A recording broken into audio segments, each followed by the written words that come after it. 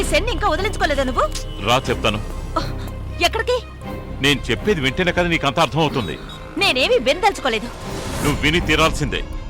ఇది పబ్లిక్ గా చెప్పే విషయం కాదు. రా నాతో. కళ్ళు ఒళ్ళు చూపించి మా అన్నయ్యని బుట్టలో వేసుకున్నావు కదా. ఏడిస్తే ఓదార్చడానికి నీ బాబున్నాడు ఇక్కడ. మర్యాదగా ఇక్కడి నుంచి వెళ్ళిపో.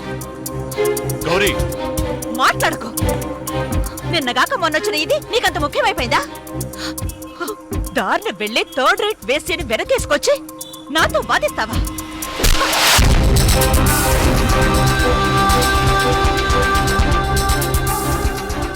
నువ్వు చెప్పే వాటన్నిటికీ ఫోన్ లేని తల ఊపుతుంటే నెత్తికెక్కుతావా?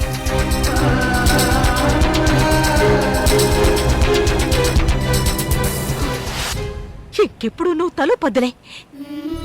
నేనేం చెప్పినా సరే ఇంకెప్పుడు ఎప్పుడు ఎప్పుడు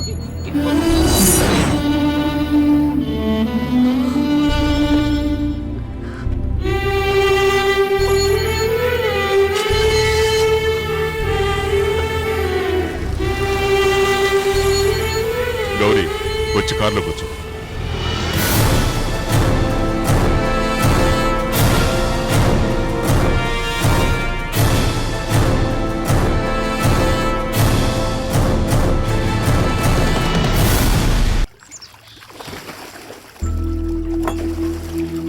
గిరి, నువ్వేంటి ఏదో పోగొట్టుకున్న వాళ్ళలాగా? అన్నీ సర్దుకుంటాయిలే. 2 రోజులుగా గౌరీ ఫామ్ హౌస్ లోనే ఉంది. నేను పిలిచినా తను రాదు.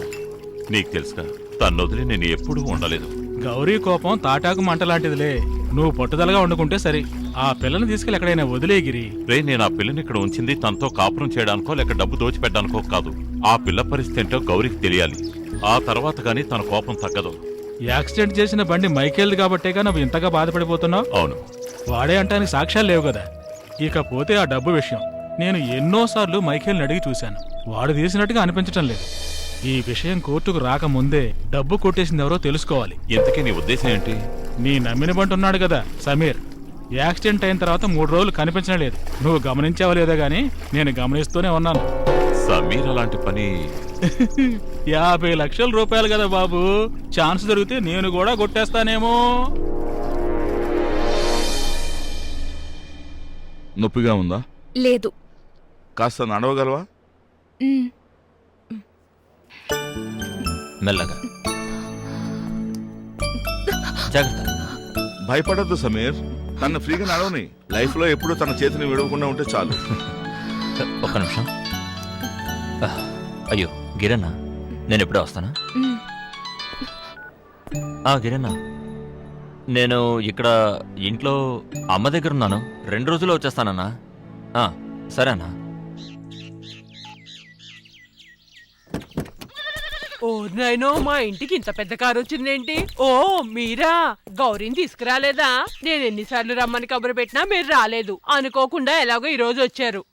ఇంతకీ సమీరేడి? వాడికి ఇప్పుడు మేమెవ్వరూ అక్కర్లేదు. మీరుంటే చాలు. వాడిని చూసి 2 నెలలు అయింది. వాడు చాలా బిజీగా ఉన్నాడమ్మా. ఇదివరకులాగా కాదు, లక్షాధికారి అయిపోయాడు కాదు. ఎంత సంపాదించి మాత్రం ఏం ప్రయోజనం? నెల వచ్చేసరికి ఈ అమ్మకి మాత్రం పెన్షన్ లాగా 1000 రూపాయలే పంపిస్తాడు. అతను నేను చిన్న పని మీద బయటూరికి పంపించాను. ఈ డబ్బు మీకు ఇమ్మని చెప్పాడు. అయితే ఈ డబ్బు గోవిందా. కూర్చోండి అయ్యా, టీ తీసుకొస్తాను. వద్దమ్మా, అర్జెంటుగా వెళ్ళాలి.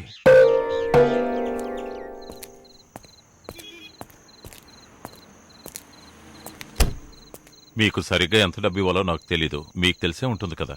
గిరనా, అయితే మేమిక్కడ ఒట్టి పనులమేనా? కాదని అనుకోవడమే నేను చేసిన తప్పు. ఇక మిమ్మల్ని నమ్మి నాతో ఉంచుకునే ధైర్యం నాకు లేదు.